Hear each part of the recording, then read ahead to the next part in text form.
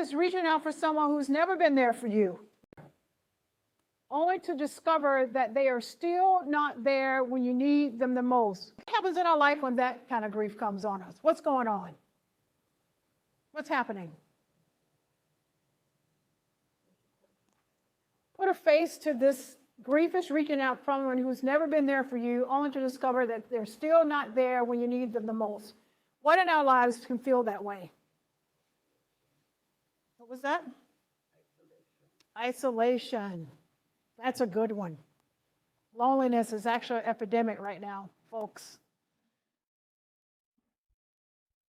This can also be a parent who wasn't there for you your entire life. Missing parent. And most of the time, if a parent is incarcerated, if a parent has a substance problem, if a parent is emotionally disconnected, so they could actually be there but not there, right? That could apply to a spouse. Sometimes we live in loneliness in our own home because we have spouses that are disconnected emotionally.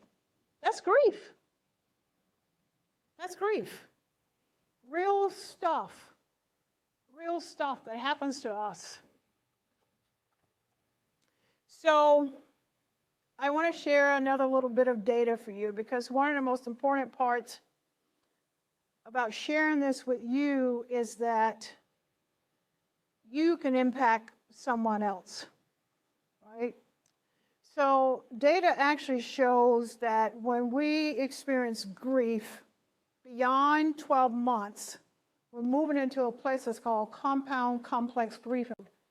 If we don't address our grief, then we move into these not so great places where our grief becomes compound and complex. So keep that in mind as we go through this today. So talking about how you feel, not what you think, but how you feel, is really important.